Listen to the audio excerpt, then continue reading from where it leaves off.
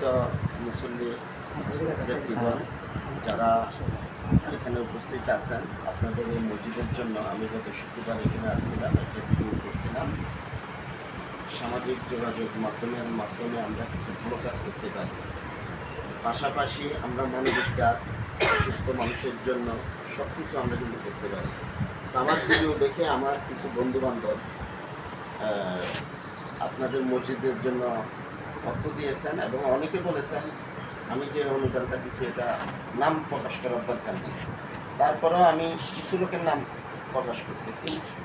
আমাদের নজরুল ইসলাম ভাই, কুমিল্লা 14 গ্রাম, উনি কিছু অর্থ প্রদান করছেন। আমার বন্ধু সুলেমান মিয়া, ফেসবুক বন্ধু, কখনো দেখিনি, উনি কিছু অর্থ প্রদান করছেন।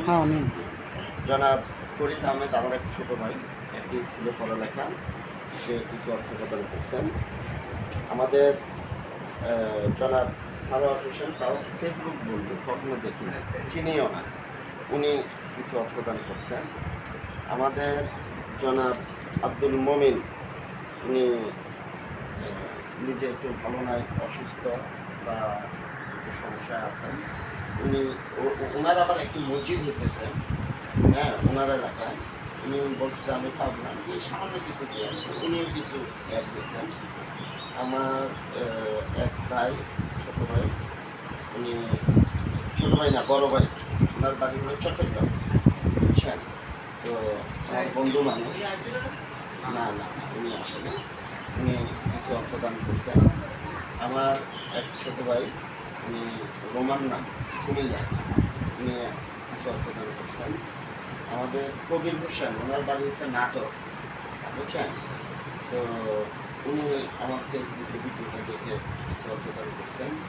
আর দুজন ব্যক্তি, ওনারা আমাকে বলছেন যে ভাই আমার নাম বলার দরকার নেই, সামান্য কিছু অর্থদান করছেন।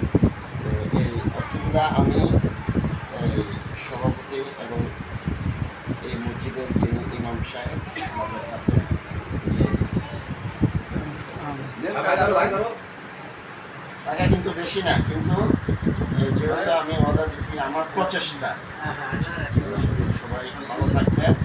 আর যদি কেউ এই মসজিদের জন্য স্ব ইচ্ছায় দান করতে চান, আমি আর কাউকে রিকোয়েস্ট করবো না, এগুলো কিন্তু আমি রিকোয়েস্ট করছি।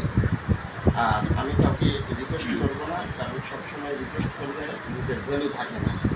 তো যারা চান যে এই এলাকায় মসজিদ হইতেছে, মসজিদের জন্য কিছু দান করবেন, তাহলে দান করে আমাকে পিন নাম্বার দেবেন, প্লাস আমাকে বলবেন যে আমি টাকাটা পাঠিয়েছি। আপনারা যদি না বলেন আমি কিন্তু জানবো না। তো সবাইকে ধন্যবাদ জানাই। আর ইমাম সাহেবের কিছু অনুরোধ,